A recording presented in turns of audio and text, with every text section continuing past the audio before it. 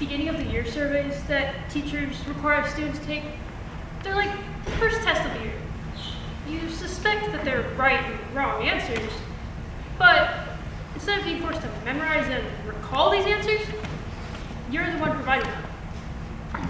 For most students, these surveys demanded little thought, as the answers are innate and the importance trivial at best. I cruise through these surveys without much thought. I mean, I am pretty sure I know who I am. Until I arrived at that one question that year after year, I could never answer with 100% certainty. What is my favorite subject? You might be wondering, what in particular about this question stumps me? It's not that I have an equal love for everything. It's a question of focus. After all, this question not only represented where my priorities lie, but is symbolic of the need to be great at one thing in particular. And to me, that is horrifying. When the expectation I put on myself was to get A's in every single one of my classes, it felt counterintuitive to pick a favorite because in order to achieve my goal, it was imperative that I was good at every single one of them. Thus, by having a favorite, it would, by nature, mean that the others were of inferior importance, and that simply could not be. Essentially, I equated my first piece of homework in second grade to a lifetime contractual agreement binding me to one approach for seemingly the rest of my life. 8-year-old me hated the commitment. She hated the pressure. She hated the requirement of decision making. She hated the need for priority. She hated it all. And this hatred has not gone away. If anything, it's only been reinforced. As I've grown older, I have found that I derive the most pain from acknowledging my ignorance. Because, after all, that very thing is symbolic of failure. Essentially, failing to understand the complexities of every phenomenon, whether that be Shakespeare's sonnets, the interaction or differentiation of eukaryotic organisms, or the scientific exactness of abstract human emotions, eats at me. Because ultimately, I will have to check a box confining me to what I wish to do for seemingly the rest of my life. This check mark is symbolic not of what I want to do, or even what I may be good at. Instead, it's what I've arrived at after eliminating all other vocations for which I've deemed myself unskilled.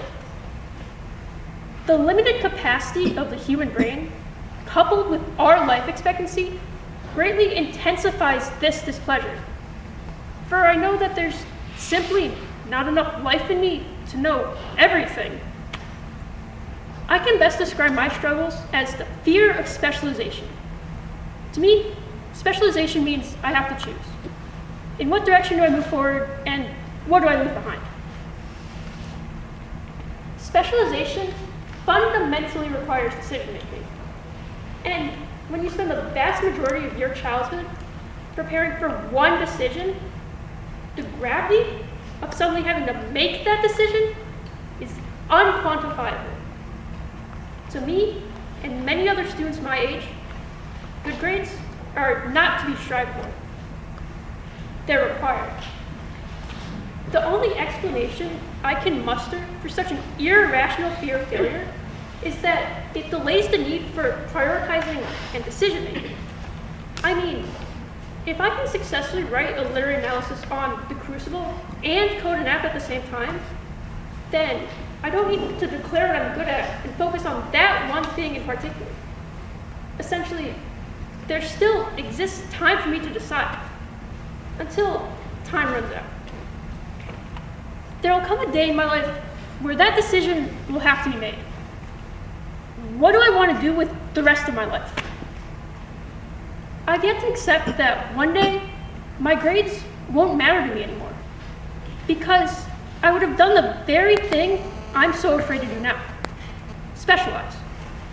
This fills me with an immense amount of dread, for I've sacrificed the period of my life in which I physically and emotionally mature the most to something I won't need 10 years from now. I have treated my grades like a full-time job, thinking about or working on things relating to my education from the time I wake up to the time I go to bed, each and every day, all in an effort to achieve a goal that I cannot express because even I don't know what it is. How can I quantify my success if I don't know what success is? What am I chasing that I've deemed worth the sacrifices for doing so? In reality, is this so-called success really worth the price of admission? Can this success take me back to a girl who is not a product of the system trying to be the best at everything, but who is simply exploring the ins and outs of childhood in the ultimate goal of finding what she wishes to do for her career? Like those beginning of the year surveys, that answer can only come from me. And once it's answered, it eliminates all other possible answers. I'll leave you with this. A quote from science fiction author, aeronautical engineer, and naval officer Robert A. Heinlein.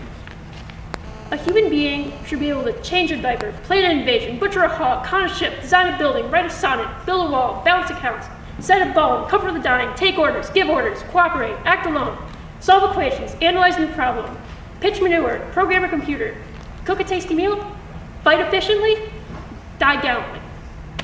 After all, Heinlein argues, specialization is for insects.